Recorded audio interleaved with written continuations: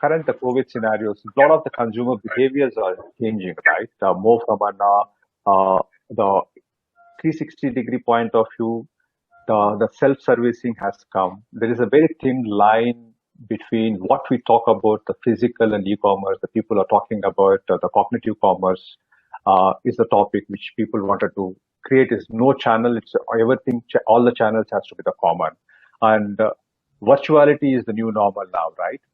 And a lot of the online because of the social distancing, and what is the luxury versus necessity, right? Like these are the typical consumer behavior changes which we see currently in the current crisis situation. My question to the panel and what I wanted to hear from you panel here is, so how is this thin line between the online commerce and the digital, how it is getting blurred, and how technology is helping that in the current crisis situation, primarily more from a corona point of view, and how we are leveraging the technology towards that. Probably I wanted to start with the Ganesh from an IBM to share his views, and then I can go around, please. Certainly, Suresh. I think the evolution of commerce has been happening over a long time, from physical to digital. We had e-commerce, and then m-commerce, now chat commerce. And technology has enabled this in a big way, and omni-channel commerce in between as well. The visibility of inventory, the activity across multiple channels has been challenges, but that has been overcome with a lot of technology platforms which are available. I can talk about IBM Sterling OMS system, which brings real-time inventory visibility across multiple channels. And there are lots of enterprise applications which enable automation of merchandising, pricing, buying, order management, and so on. Now, the technology has helped evolve commerce in a big way, and also technologies such as visual browse, visual search, rapid image cataloging, all of that has accelerated the progress of e-commerce and break the boundaries further. Now, the next wave is going to be how can we do virtual trial of various fashion products. We live in a touchless, contactless world. As such, the trial process is very cumbersome even in retail because people queue up for trial room, and especially in the fashion area, and also there is wastage because of product trials. Retailers try to solve it in a number of ways, but now you have a lot of virtual trial solutions that are available, and those are going to further accelerate. And I think the key here is to bring in through omni-channel commerce.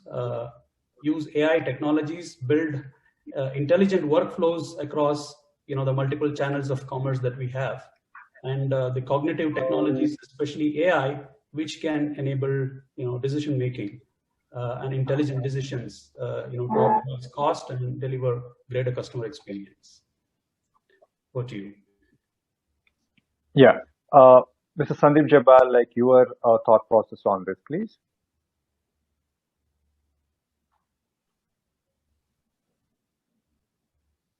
Thanks, Suresh. I would like to say that COVID, of course, was a trigger to a lot of these transformations and making us realize that technology interventions are required. But the 360-degree collaboration and the use of technology in the business. I'll try to talk about our business, which is technically a business which predominantly now is e-commerce business, but earlier it was 50% dine-in, 50% online ordering. But in our business, the product has to be delivered physically. The restaurant is still required. You may be placing order from any channel, whether you're in dine-in, but the physical preparation of the product is required. And the technologies that are involved in validation of the product, whether it's AI, use of AI in some parts, where you can validate the quality of pizza that we are making or the hygiene element through AI. These are some things which are now becoming more of a need rather than evolving technology. So whether the shift in the business is more towards online ordering, but QSR being a business where the physical preparation of the product is required. The technologies like AI and machine learning, they are playing a completely different role from what we originally believed them to be. So that's how I believe how the role of this 360-degree collaboration is evolving now. Okay, thanks, Sandeep. So probably I will get on to the Ganesh Subramanian. Talking more specific to so Ganesh, like in the current scenario, the behaviors of the customers are changing, right? So primarily, their online time spending is much more than what we used to see in past, right? The buying patterns are being completely changed, right?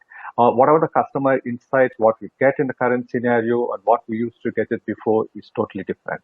So when we need to run some kind of a promotion with customer specific target customization, so how do you think technology is helping nowadays, Ganesh? Yeah. Hi, Suresh. Thanks, and it's a great question. And I want to start with giving some higher level thought process on what's happening right now. And for all those who are viewing right now, COVID has only accelerated what should have happened a few years back fundamentally, right? And I would always say that play where the puck is going to be, not where it is right now. Start thinking about the future. What has been happening in retail, particularly, fashion, lifestyle retail, has been that if you look at, maybe if you just flash back 5 years back, if you look at the composition of business, you would say 95% offline, 5% online. So we started paying 5% attention to an online channel because it was only giving so much. But if you looked at all the other parameters of, the smartphone growth, the internet growth and all of that, one would have said that this is going to be a future area which is going to exponentially grow. Now, the whole point here is that as we are staying here right now, one is to react what is happening. Second is to say, what does the future look like so that we are ready for a future? In that context, what's happening right now is, I think a fundamental principle to use is go where the consumers are. Don't go by any of the technology jargons.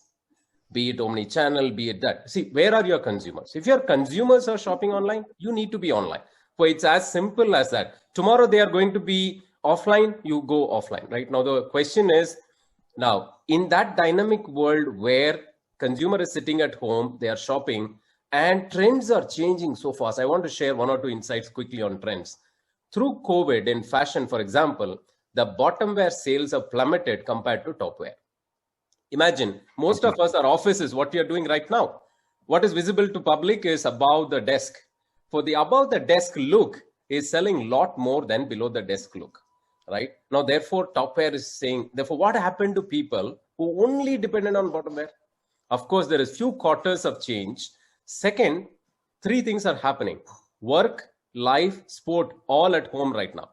For it's a life wear context, right? For those rigid pants are not going away. People want comfort. Everything it's comfort. If you are making products which are not. Now, for such dynamic change in categories, right? How is one going to respond? For my thought process to everybody is, you need to be dynamically relevant to stay in this market. Now, how do you stay dynamically relevant without having data? You are not going to be dynamically relevant. Now, companies like us, and I'm sure irrespective that you really need to be using data to drive decisions. Use your intuitions, take a lot of data about consumers and then take an informed decisions. And product is going to be fundamental in retail because retail is all about product on one side and consumer on the other side. If you have dynamic intelligence, take right calls on product, pricing, promotion. You mentioned pricing, promotion, etc. Everything is part of those attributes. One needs to be dynamically relevant, use technology to get pulse of consumers and make your supply chain very agile and nimble. Move away from rigid supply chain to responsive and use data to take decisions. And we can follow this up through the next level of conversation. Thanks, Ganesh. If I go to the Sandeep mystery, like Sandeep, like if you see as an extension to what Ganesh spoke about, right? Think of more of self-servicing is the norm of the day, right? A lot of things are happening more on the e-commerce. Like if you see more of the BOPs and boss kind of an activities are common nowadays. How do you think we as an technologies is helping you guys to enable all this the self-servicing processes? two things. Thanks, Suresh, for the question. So the two things. One, there are, and I completely agree with what Ganesh is saying, that go where the consumers are. And I'll add to that is how they feel comfortable. So help them to shop on the way they are comfortable. So some customers still feel comfortable coming to a store. So how can I make sure that my employees feel safe to come to a store? And how can I make sure that my customer feels safe to come to a store? At the same time, some customers are not comfortable coming to a store, and they are not even comfortable buying online, going to a website and do. How can I still go to their place and help them to shop? Maybe putting up a shop in their society. Or how can I make customer to feel comfortable and safe, where they can see the product from a chat commerce, or even as simple as in WhatsApp, and they can buy the product. So go where customers are comfortable and help them to browse the way you were helping them in the stores, and help them, guide them to buy for the occasion. And as Ganesh is saying, that as the occasion is changing, the way people are buying more comfortable clothes, show them, help them to get those. Use data to keep analyzing where the trend is moving, what people are buying, what people are comfortable buying it, and then change your processes, change your supply chain systems. Okay, thanks, Sandeep. So let me get into another interesting, the industry, the panelist whom we have is Rajgopal from the food industry, right? So typically this is an industry where we used to try it out before buying it, right? So what is your experiences, Rajgopal? How technology is helping us on this? Sure. Firstly, thank you for having me on the panel.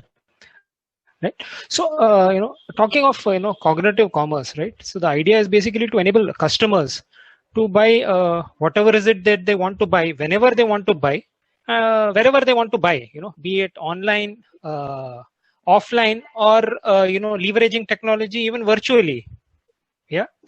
Now, so if you look at the concept, earlier there was an option where one could try offline and in a way haggle or buy online, right? That is no longer the order of the day now, right? So what that means is that technology comes in to enable the experience, the offline experience, in an online domain. And this is where technology plays a huge role to make a product or a service relevant, right? The other part of, be where the customer is, with, mobility, technology, etc., you can actually move your store around. You see the concept of, society pop-up stores or mobile stores, right? The store on wheels as a concept, or store to door as it's called in certain industries, are trends that are seeing the reality of existence today, right? The other trend is in the area of anything that is deemed sanitizable can sell, right? And that is where digital technology helps in passing the messages out to the consumers that, look, a particular product that I'm retailing here is completely washable, and reduces one vector for anyone contacting COVID. So these are indeed interesting times that we live in. Thank you. Thanks, Rajgopal. So the other point, like the leading question which gets to me was, which Ganesh also spoke about in brief, right? It's more of an go where the customer are, right? It's a DTC. It's not only the online, right? Few people may not be comfortable completely with an online, right? Direct within a customer, right? So there are multiple. How is technology helping you guys to run your business, which you are in, right? Complete the DTC models. Yeah. So when you look at technology, and especially in the footwear industry, okay, augmented reality is one area that is playing a very strong role, because when you buy footwear, it's not just the ease of fit, which is very important. It also how it goes with your clothes, right?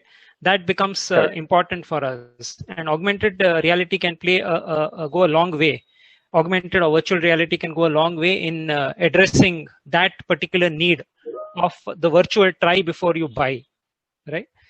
Other areas that people are very convenient. Earlier were very it was very convenient for them to walk into a store or go to shopping in a mall, right? Now if you want to drive the mall to them, you have to drive it to their mobile phones, right? So you see that technologies like WhatsApp commerce, etc., play a key pivotal role over here, because there's a level of comfort for people, okay, in sharing things on WhatsApp, also viewing videos on WhatsApp, right? This omnichannel experience is another area that we see will have a definite uptick in these COVID times and in the post-COVID world. Okay. Thanks, Raj. If I may, the WhatsApp commerce, the advantage it also brings in is you can integrate videos, you can integrate expert advice, product demos and so on, and you can link it to, YouTube videos which has reviews about the product. So, so these modern channels of commerce, they are giving multiple advantages, puts the power of information in the hands of customer and helps them make the right choice. So it puts the pressure on, retailers also to find out that great product which customer is looking for, and the assortment optimization and, planning the assortment, all of that becomes very important as a result of it. Thanks, Ganesh. Like one of the other observations, what is happening in the market, right? One of the trends is like pre-COVID online payments it's a choice rather than the necessity, right? The post-COVID, it has become more of a digital and contactless, and it's come to the mainstream, right? What are some of the current trends which is happening? Like I wanted to understand more from Mohit, who is from a fintech organization. Mohit, over to you, Mohit. Yeah, sure. So thanks, Suresh. In reality, the question has already been answered in a different way by Ganesh, Sandeep, and Rajgopal, but I'll tell you a story instead. So about 50 years back in the United States, there was this plastic surgeon called Maxwell Maltz, right? He was a specialist in rhinoplasty or nose jobs. So he said it takes about 21 days for a human being to get used to a new nose. So habit formation takes time. And later studies have said that it takes about at least a minimum of 2 months before something becomes habit. Now, COVID has been on for long enough that I think habits have formed among customers, and also habits have formed among business influencers. So I'll give an example. Contactless payments was something which was just seen as an additional product feature. Nice to have, a good to have. Now it's pretty much become mandatory, right? Another thing is affordability, or I won't just call it EMI solutions, but it also includes cardless EMIs. Many other forms of affordability solutions are out there. Now it's become mandatory because you would like people to buy more when the hooks have to be slightly different. The third is what I think Rajgopal also alluded to, was on how you can create virtual shopping experiences and provide in-context payment supports there. China is already doing that. You have videos out there, and then you can buy a product by clicking on a button. You have chatbot enabled commerce in many places. It's going to start off here as well. And I think from a payment company's perspective, all the things which we would have thought would have taken place in 3 to 5 year horizon is happening now as we speak. The NPCI even wants us to try to do, how can you do digital payments when you don't have networks, right? How can you do it in low network coverage areas? Because it's not just in tier 2 India. Imagine somebody who's coming to do a digital doorstep delivery at your place. The person is traveling through a lift, maybe does not get any reception there, because there is this fear of handling cash. So one of the things which we are saying is the digitizing of doorstep deliveries, right? From a cash on delivery into digital payments, another place which is seeing so much of traction. The last thing I would just actually say is that omni-channel commerce, in our heads at least, does not mean you sell through different channels, which is online and offline. It means you understand the customer regardless of where that customer is shopping.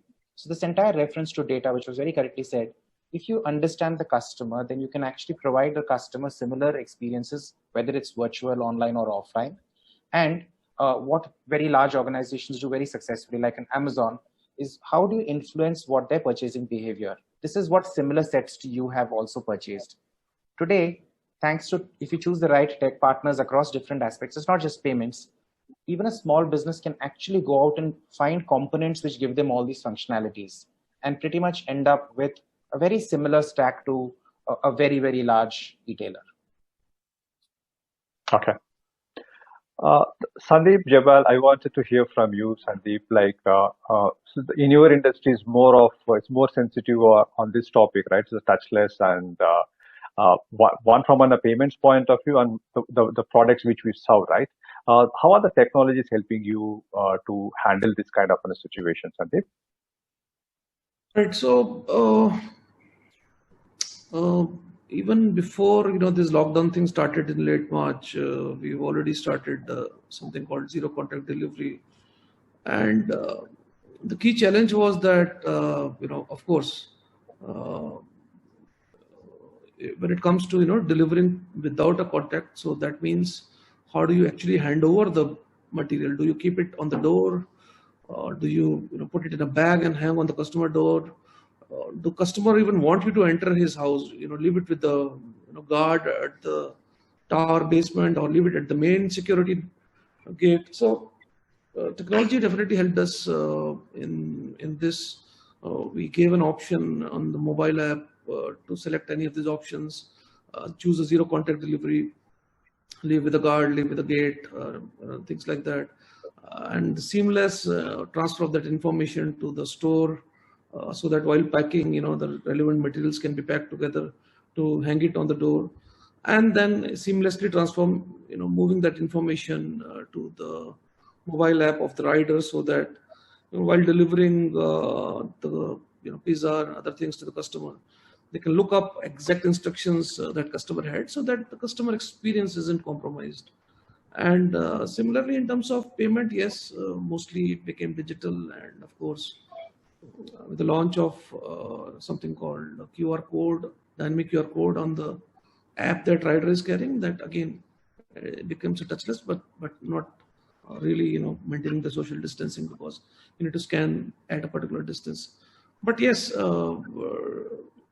more from I mean, like I said, COVID triggered a lot of the digital transformations, but now they are being adopted for ease of using it. People have realized that exchanging cash, the problem of change, not having the right currency note in the right shape, people now actually have moved and adopted, and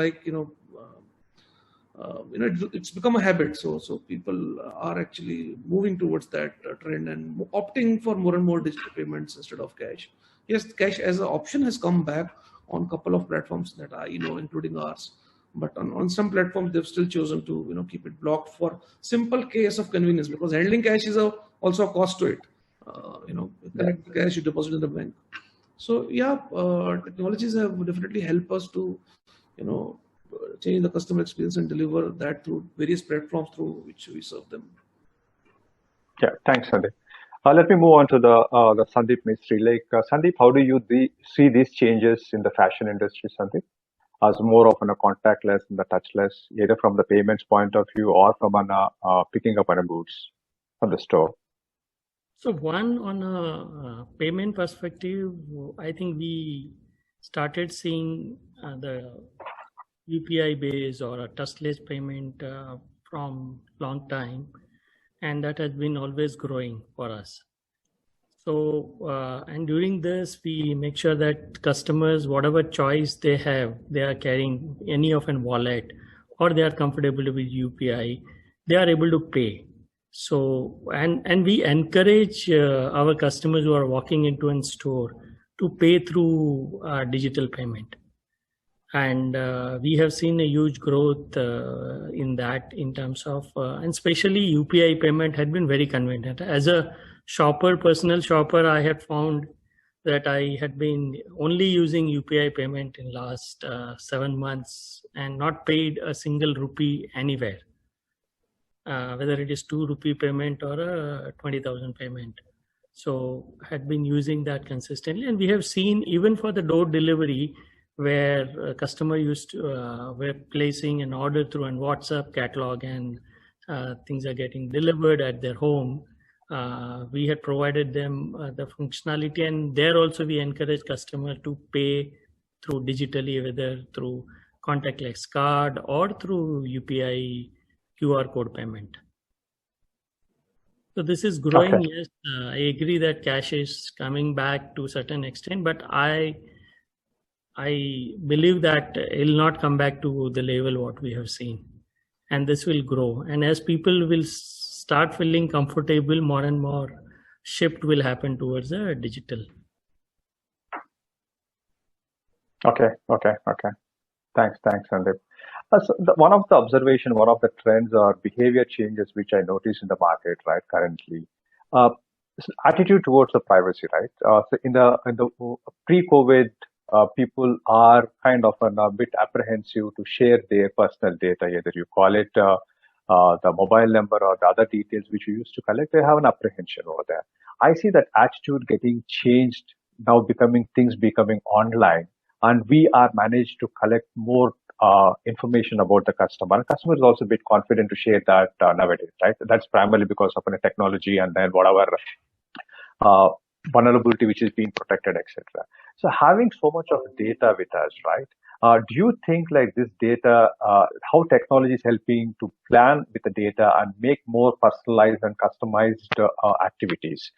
This question to Ganesh Subramanian. How is it helping to grow the business, Ganesh, as we have more data about the customer now? Yeah, Suresh, I think a very valid point. And I think I just want to give one analogy, right? Remember, let's all look at a physical store, four walls. Customer is coming. We know everybody who's inside the store. And we know almost by their name, right? Store associates used to convert very easily. And physical conversions, even today, is enviable for a digital conversion. We all know physical conversion is upwards of 30%. Now, if you can convert so much, when you come to the digital world, look at the conversion numbers. People straddle between 1 to 2.5%. 2.5 is best in class, right? Now, which means that digitally, it's not easy to convert. Now, why is it not easy to convert? Because we don't understand them. Like you rightly said, that fundamentally that if we understand them very well, either we are able to engage them better, and finally, if it is commercial, then we are going to convert them better. So I would say that what we have seen is that a lot of entrepreneurs in India, let me take the SME side of the business. A lot of entrepreneurs in India are, I keep getting daily messages, WhatsApp, buy my, I'm making mask, right? Straight away, payment link, buy now. So far, I have not bought a single stuff from WhatsApp. I really don't know what that number is out there in the world. Right? What's the conversion on these channels? But the question here is, it's a lot of hard work, right? There is an entrepreneur sitting there blasting messages, right? Now, today, the question here is that's why, ad platforms have developed. Now, where I'm saying is that, for example, let's take a Facebook platform. Now, Facebook is all of the world almost sitting there, right? And if you have to go there and draw an attention, there is signs of converting, right? Build an audience through ad network, understand them really very well, who's engaging with you, who's not engaging with you. There is custom target setting. In fact, a lot of us today target to an extent saying that 18 to 24 men living in this city, right, of this interest, you can target today in digital. What I'm saying is that the gap is, what we see is understanding digital, which means digital intelligence. Now, we all know how to convert in a physical environment. How do we transfer that in digital? The only gap is key difference. Here I know the person, there I don't know the person. You're actually trying to convert a person who has never seen in your life. Yeah. Just look at an entrepreneur trying to convert somebody whom I have never met. Now that's the challenge. And the only way you do that is through data. And now the question is, information is plenty. Like you rightly said, people are sharing a lot of information. What do you do with it is the question. It's not about information, right? So I think overall what we need is augmenting digital intelligence. And there is a lot of that sitting with digital native companies.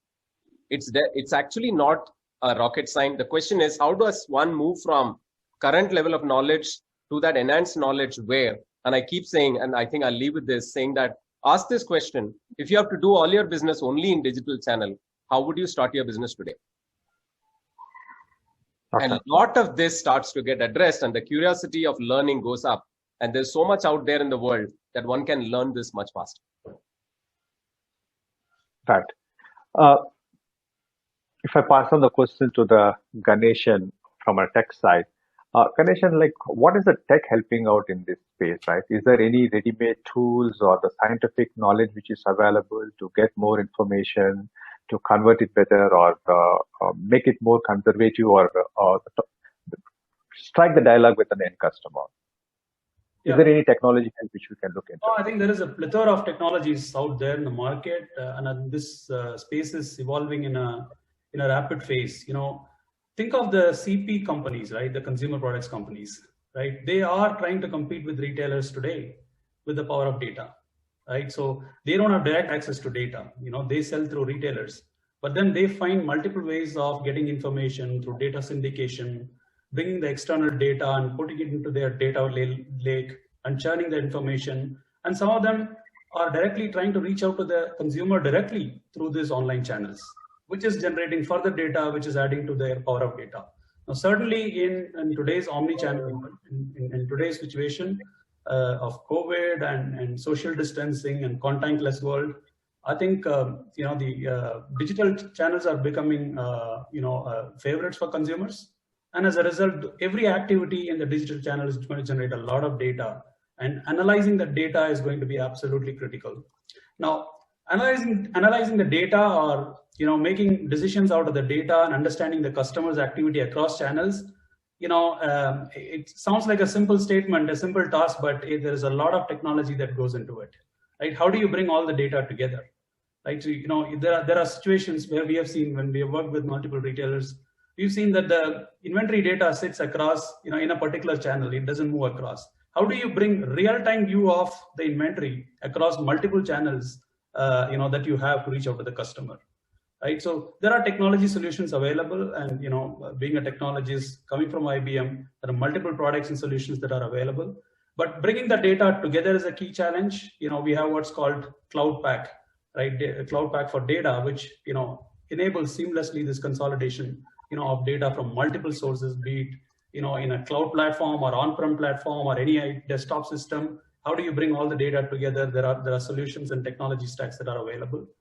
I think data lake is a simple step forward. How do you bring the data together, both internal, external? This morning we were talking about how can we actually do analysis of sales through product attributes.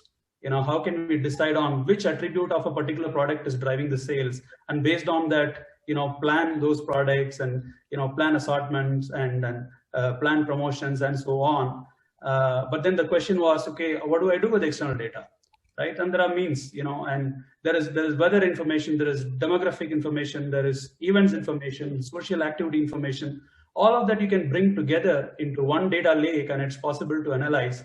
And to do this is going to require a lot of computing muscle. So cloud is becoming the answer to it, right?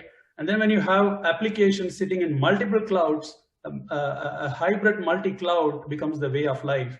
And if you're able to bring the data into a cloud-based data lake, you are able to analyze and churn the data and come up with decisions. And at the end of the day, it's the decisions that you make which affects the customer, which affects the company and your profitability. There are, on top of these cloud data lake, you also have AI tools. There is a number of different open source based technology stacks. There are lots of custom off the shelf technology solutions also available for data visualization, for predictive modeling, for machine learning based associative modeling and things like that. And based on that, you plan promotions, micro targeting of customer, and precision marketing, and so on. A lot of technology that's available, and it's a very fairly mature area. I would say that you just need to decide and pick up the right one and implement. The technology is very much evolved, and it's out there in the market. Thanks, Ganeshan. So how about because currently everything is happening online, more often a touchless, everything digital, etc. Right? And this also leads to a lot of pilferage and kind of a fraud, right? Mohit, question to you, so how are we addressing the fraudulent transactions which is happening completely, which is now it's more of an online, right? How do we track it? How do we help the retailers? How do we predict those kind of a transaction, help them out, and so that those pilferages cannot happen? Is there any technology solutions or the options which are available? No, sure. A great question. And I think for those in the physical world, shrinkage is also a part of life, right? The objective is always to reduce it to the bare minimum possible, and then keep constantly trying to look at new ways of understanding what the patterns are. It's a pattern recognition and then action taken sort of problem. Online, the situation is much, much harder because there is a dark web out there. Much of information which you consider to be personal or private is probably out there. Any breaches in any organization systems will be available, and more often than not, breaches when they happen are often enough done either by carelessness or by insiders leaking information. Right? This is just the way the world works. So whether we like it or not, it is fraud, and financial fraud is a fact of life, and this will only increase as the pace of digitization increases. So from a payment perspective, because I won't answer the other questions, but just from a payment perspective, you have a couple of types of fraud. One is where there is fraud which is done on a transaction. Somebody has taken a customer's data and or a card number and has managed to make a transaction. Since India is what is called a two-factor authentication country, in reality, the bulk of the liability is actually on the unfortunate customer. So people have to be very careful with what they are doing with their own data. On the other hand, it's also possible, especially when we are selling online and we have thousands and tens of thousands of merchants out there, there is also this entire concept of merchant fraud. Sometimes people set up fictitious companies to scam well-meaning customers. Initially, the company may even deliver the goods and services it promises. After a point and a certain value, it then suddenly disappears, having taken everybody's money away, right? So both these things happen. So first thing is people have rights. If you've made a transaction, there is the right to have a chargeback in case goods and services were not delivered. And a company like ours will either put the settlement on hold and or ensure that we'll work with the schemes and the issuing banks to get your money back. So unfortunately, most people are not aware of this. So even so a lot of people have not raised chargebacks when they actually should have. The second thing is, as a company, we do use AI-based platforms, and there are many out there, which try to identify patterns, right? Both on transaction level as well as on merchant fraud level. We augment this with multiple data sources. So it's a constant battle, right? Every time you think you've found a new way of catching people, they will find a new way to break the system. So this is not something which will ever stop or ever end. It's a continuous process. All I will say is always be cautious. Even what you think is irrelevant data has to be protected, simply because you'll be surprised the number of passwords which include people's names and their date of birth is just not funny, or the kids' names and their date of birth is there. And I think when people are especially engineers are putting up files on, say, something like the GitHubs, there you have to be super careful of which private keys have you actually exposed out there, because often enough, that's where if just people trawl through that, they will find ways to break into most organizations. And a lot of organizations pay lip service to security and to risk frameworks, but it's only after a loss event that they actually become serious. So just assume that if you are in business that you will have a loss event, and therefore you can take the precautions before rather than after. Okay. The Sandeep, to you, Sandeep, like with this primarily more from an online channels coming in, right? Do you see some kind of pilferages happening, or there are fraudulent transactions coming up very frequently, the kind of the business you are in?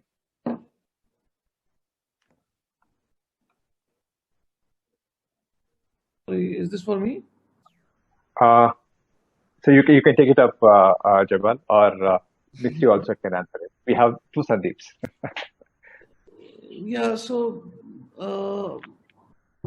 there are certain cases. I won't say we have fraudulent transactions, because the size of bill is small, and like I said, mostly it's prepaid.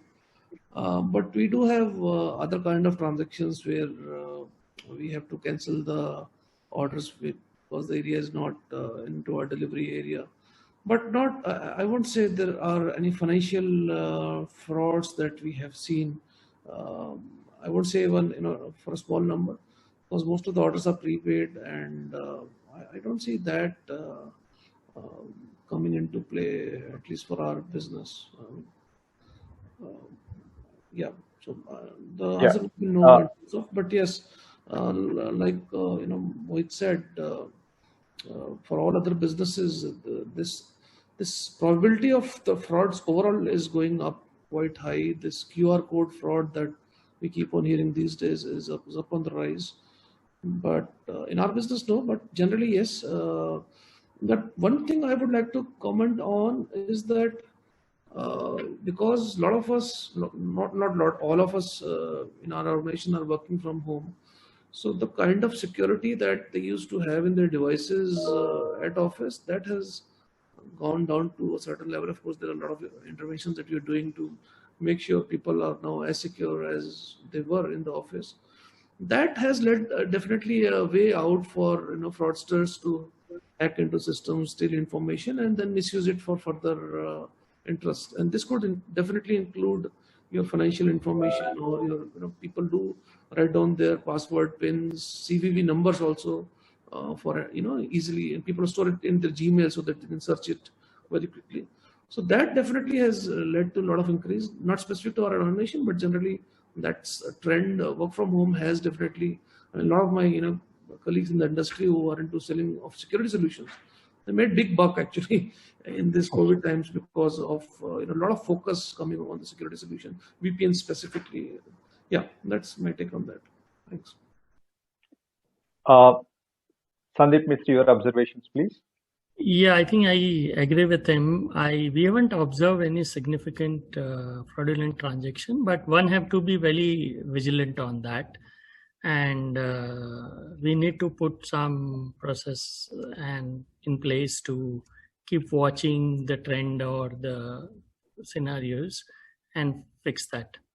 Also, I agree with Sandeep on the security risk, which we need to address for the people working from home from very long time. So not able to update their policies to all other security measures, and we are continuously working on that. But that's an area to be watched out for. So one have to be very careful and reactive. So Sandeep, the mystery, as you are on the call as a continuity, do you think like AR and VR definitely will help us in the current situations? Do you think that is a kind of a technology which the consumers will be relying upon? Because we have seen a lot of online, right? And there are the few things like which you need to virtual reality and augmented reality, trying out the clothes. Is that a trend which you foresee, and how the technology is towards that? Oh, yes, I see that's going with the very critical, the development on this area, that all of us in fashion retail has been trying, waiting for a technology which is very easy and to adopt, and in terms of very relevant for a consumer. I understand that there are a lot of development has taken place in this area, but yet to see a very relevant solution for consumer to try, like virtual trial room, which fits for all the body size and able to really show, and consumer feels that they don't need to try it out, both from fit perspective, both from the rendering perspective, and if there is a flower print, it has to look exactly same the way you have worked, or a check print to a fit perspective, and technology able to say that yes, this will not fit you, or it will not fit you from the which part of the body. So that is yet to see, which is easy for a consumer to adapt, but that's what we are waiting for.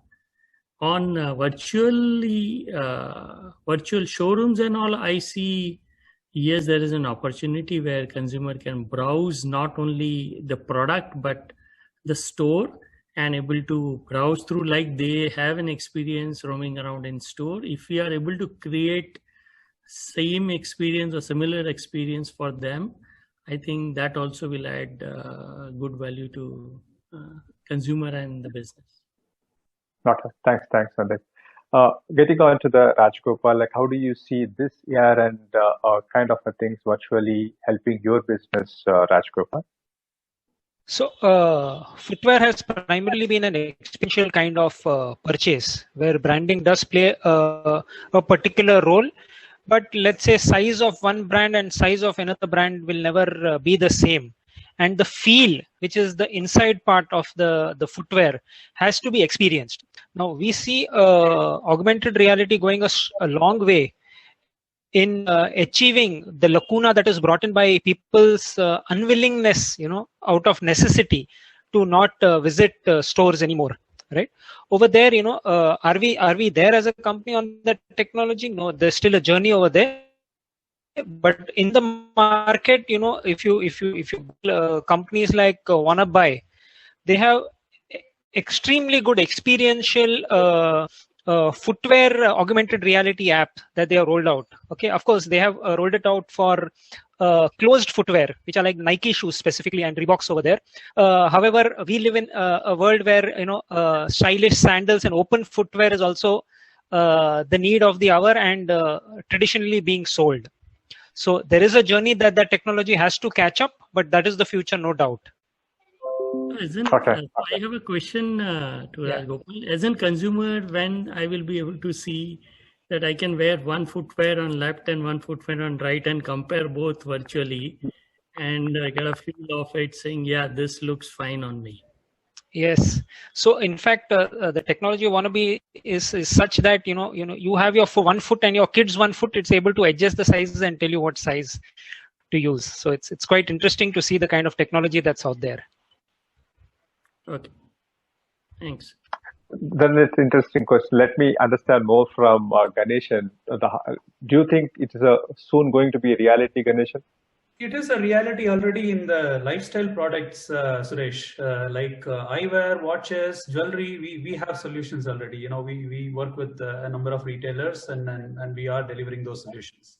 But yes, fashion and footwear is an emerging area, and there are technologies available. I don't know if you've seen some like Sizer and so there are some applications that are available. Lots of startups are working in that space. Lots of solutions are coming out, but it's yet to mature. So yes, apparel and also footwear is an area where the technology could mature. But in the lifestyle products, yes, there is the technology is already working with a number of retailers. Yeah. So let me pose this question to Ganesh Subramanian. So how does, from an AR and virtuality, what are your thoughts on that, Ganesh? Your point of view on virtuality? Yeah. I think fundamentally the principle is if you reduce friction, I think it helps the consumer.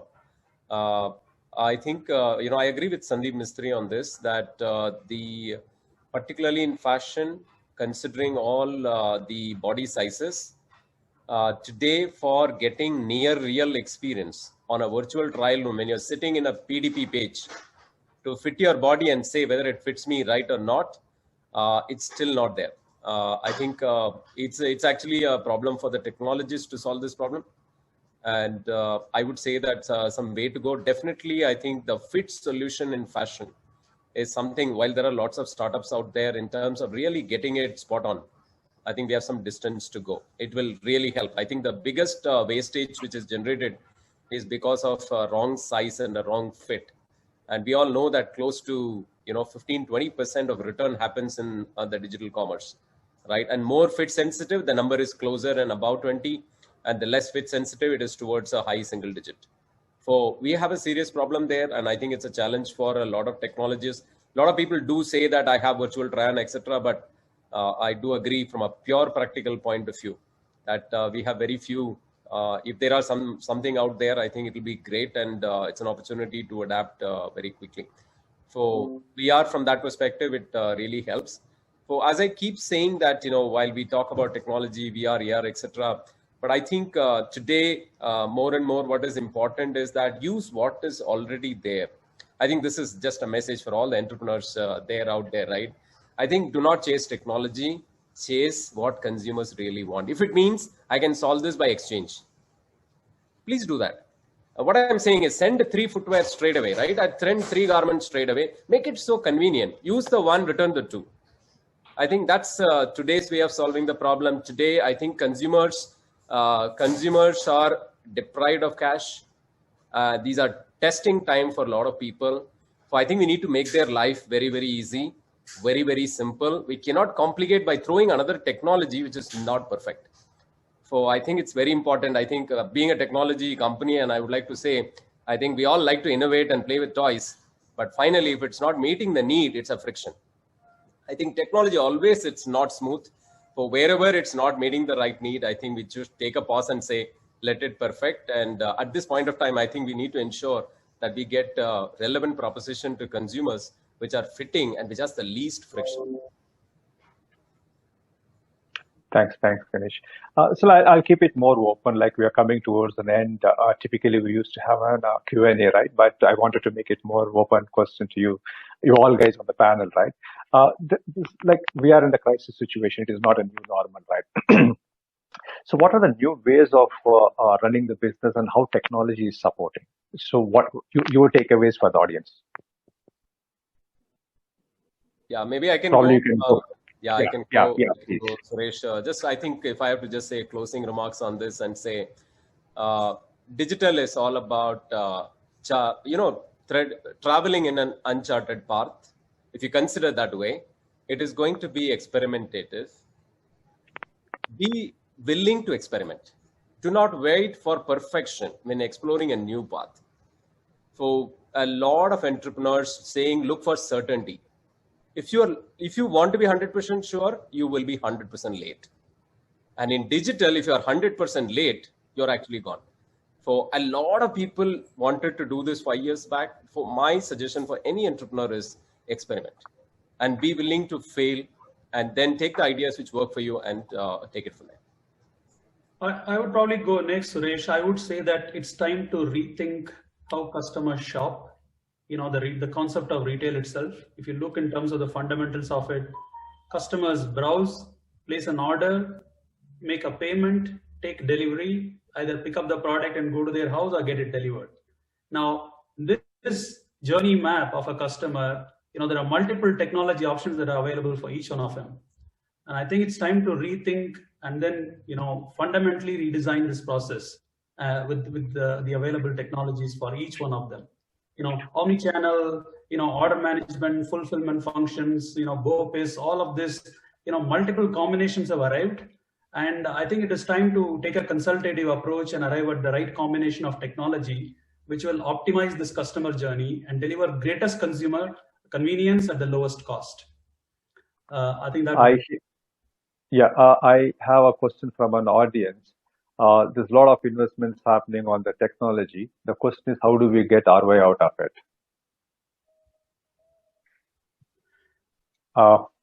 Anybody can take up the questions. More from on a tech side, please. I think, go ahead. Raj here. So a lot of people invest in technology for the sake of technology by getting excited about it first. I think what is very important is to define the end goal. What success will look like, right? What business metrics that success will achieve first, okay? Basis that, decide what is the willingness to spend that will achieve the ROI that we want, right? If that approach is taken, okay, you will be able to achieve what you have set out for. And more importantly, once a project starts and it delivers, there is people miss out on tracking, what you had originally planned as the gains or the benefits, okay? And what is it that you have achieved and doing course correction over there. That itself will end up in reaching the goals that you set out for. And hence answering your question on ROI, right? There's technology that is available that can, it's like you can buy a Bentley or a Tata Nano, right? As long as you manage and the outcomes, you'll be able to achieve your ROI. Thank you. Sandeep, Jabbal, you were trying to answer. Sorry. So I see a question on audience panel. Do you see the use of video analytics to improve business processes and gather customer data offline?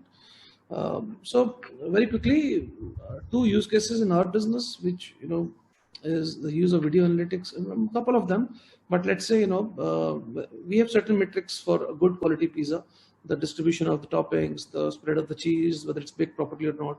So we intend to possibly in some parts of business globally. In Australia, we already have this that there is a camera on top of, outside the oven. It can check the pizza quality, and it can make sure, what all things that were supposed to go as a part of toppings, and the pizza is of right quality, and it tells us whether this pizza is fit to go to a customer or not. That's one. Another is the hygiene. When the customer got up and left the table, when it was cleaned, and all those things can definitely, video analytics can be used to maintain social distancing. A lot of things can be done, and business processes will definitely get automated, improved. Productivity, how many people were working on a workstation, on the POS, on the back end.